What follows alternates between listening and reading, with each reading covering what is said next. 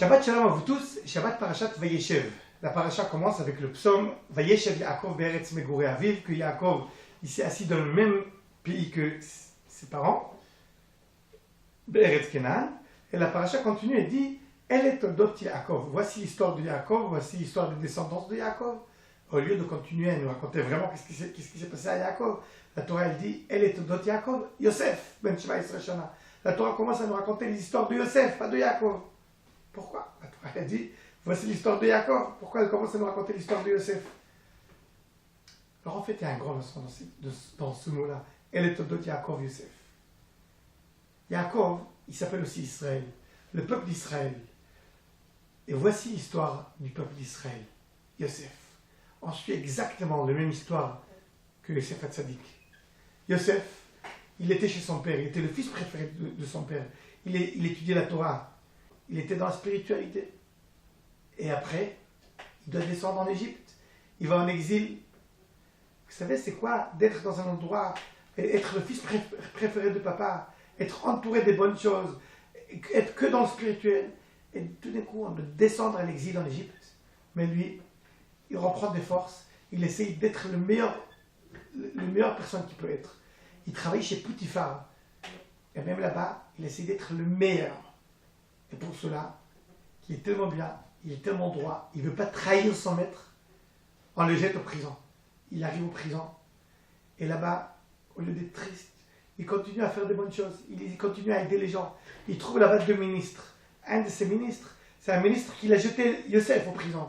Mais Yosef, il n'est pas rancune du tout. Il essaye de l'aider. Il lui demande une petite faveur. Il lui dit, quand vous allez arriver chez Paro, vous allez juste lui dire, vous me rappelez que je suis là.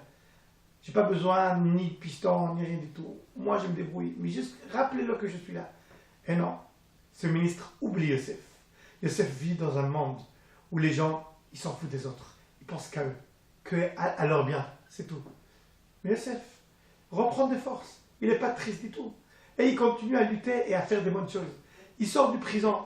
Au lieu de retomber, pas du tout. Il devient le vice-roi d'Égypte.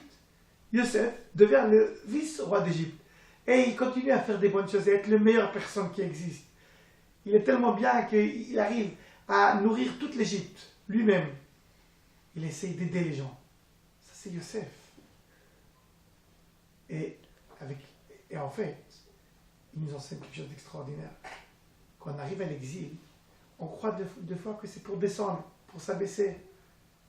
Mais non, grâce à l'exil de Yosef, grâce à ça que Yosef est arrivé en Égypte, et qui est devenu roi, parce qu'il s'est bien comporté, et il a lutté contre les mauvaises choses, et il a fait que des bonnes choses.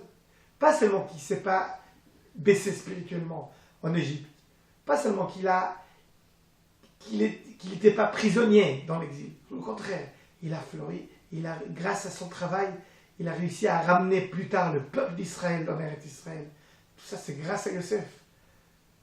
Et c'est comme ça, il nous a préparé à la Géoula du peuple d'Israël. Et nous aussi, le peuple d'Israël, on est exactement pareil. On a pris des forces. Et maintenant, on a terminé la Galoute. Et on est prêt à rentrer à la Géoula, à la fin de la Géoula. Et voir le Beth Amikdash qui se construit. Et on attend que tout le monde arrive à cette occasion avec beaucoup de force, avec beaucoup de joie. Elle est Toldot Yaakov. Voilà l'histoire de Yaakov, Yosef. L'histoire du peuple juif, l'histoire du peuple d'Israël. C'est la même histoire que c'est Shabbat Shalom et à la semaine